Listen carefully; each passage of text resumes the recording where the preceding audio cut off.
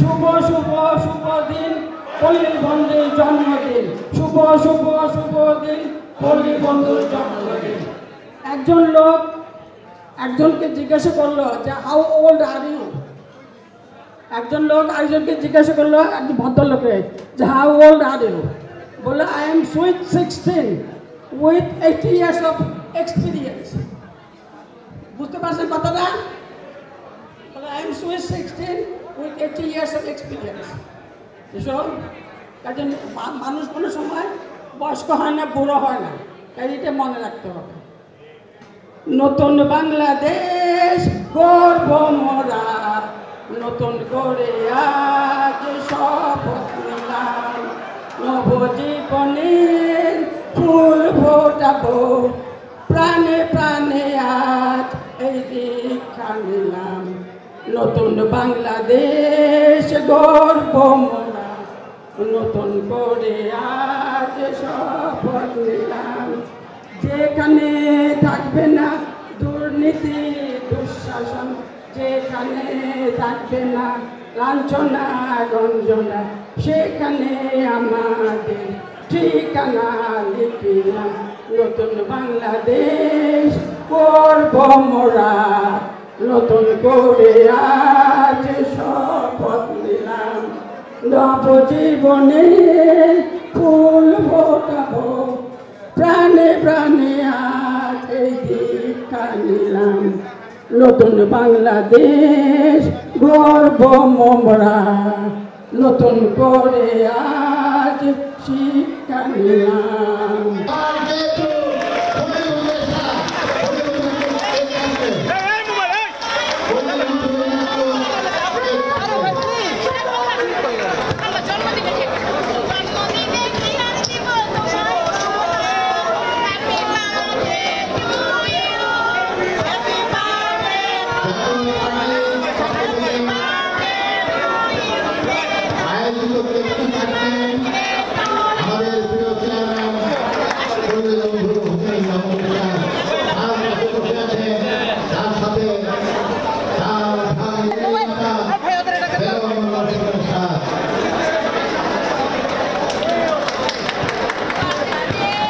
সবচেয়ে অত্যাচারিত,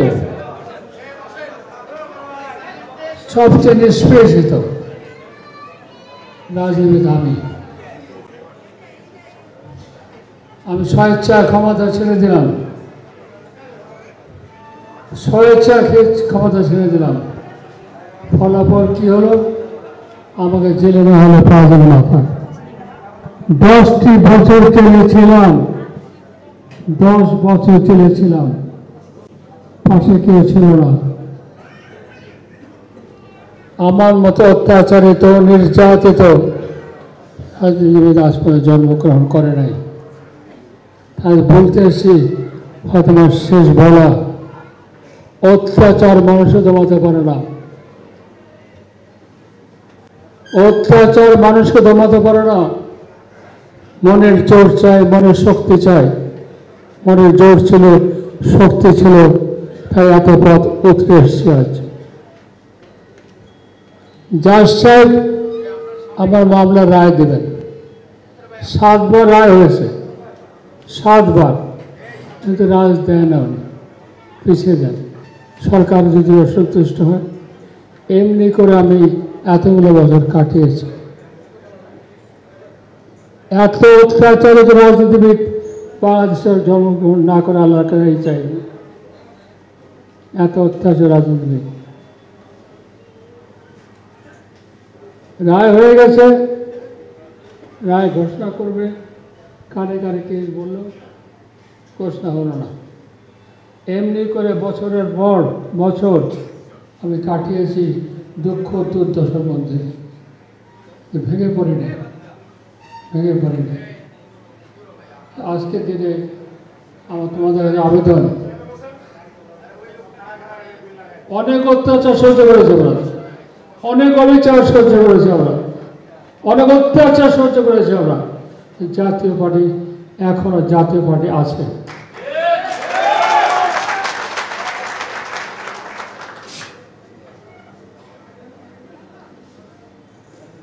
আমাকে বলা হলো ক্ষমতা হস্তান্তর করেন, তারপর নির্বাচনে আসেন।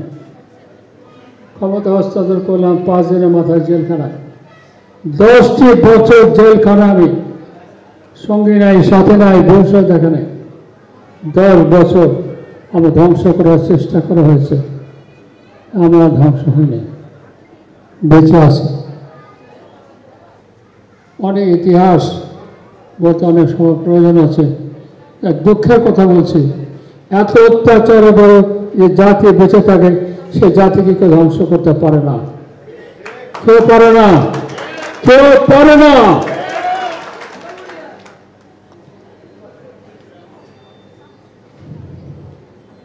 আমি ঠিক সুস্থ নই, কথা বলতে উঠলে অনেক কথা বলতে হয়, আর কথা বলবো না।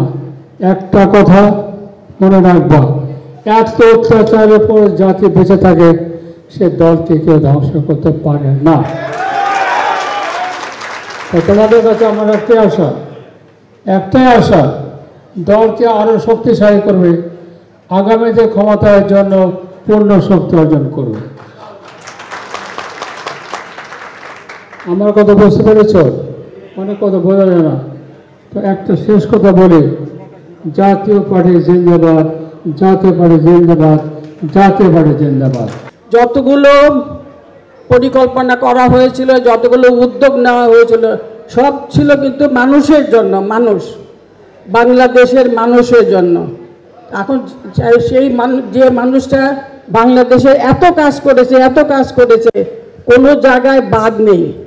তুমি বলো, আমরা যদি চিন্তা করি, প্রথমে ভূমি সংস্কার আইন করেছিল কারণ গরিব মানুষের জন্য।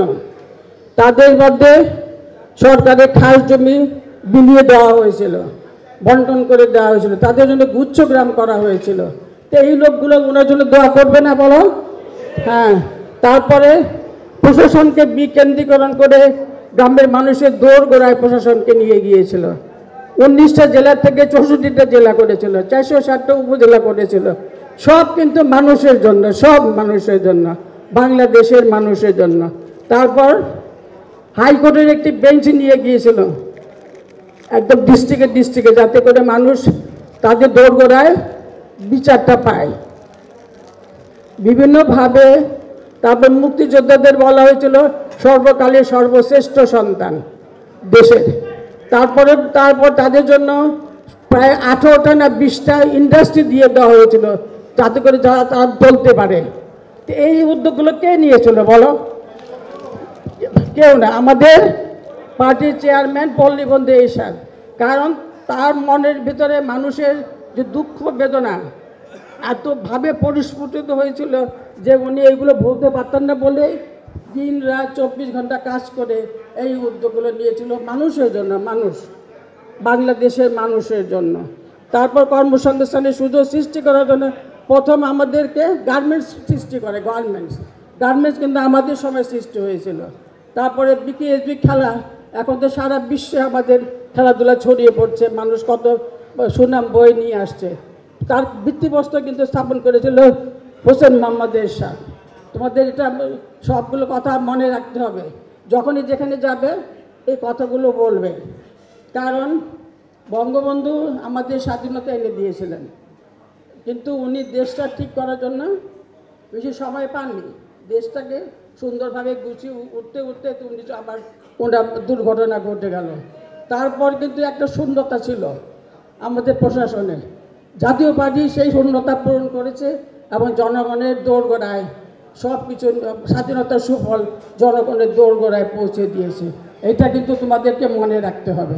কাজেই তোমাদের এই কথাগুলো সব সময় দেশের কাছে, জনগণের কাছে, বাংলাদেশের মানুষের কাছে পৌঁছে দিতে হবে। তারপর তার একটা পার্টি করা হলো, পার্টির প্রতীক হলো লাঙ্গল মানে কি বলতো?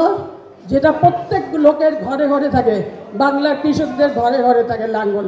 সেই লাঙ্গল হলো আমাদের জাতীয় পার্টির প্রতীক। তো তিনি সেটাও বেছে নিয়েছিলেন যে কৃষকদের ঘরে কি থাকে, লাঙ্গল। সেই লাঙ্গলের প্রতীক তিনি বেছে নিয়েছিলেন। এইভাবে তিনি জনগণের জন্য কাজ করেছেন। এখন আমাদেরকে সেই চিন্তা করতে হবে, আমার কথাগুলো মানুষের মাঝে ছড়িয়ে দিতে হবে, যাতে করে মানুষ মনে রাখে।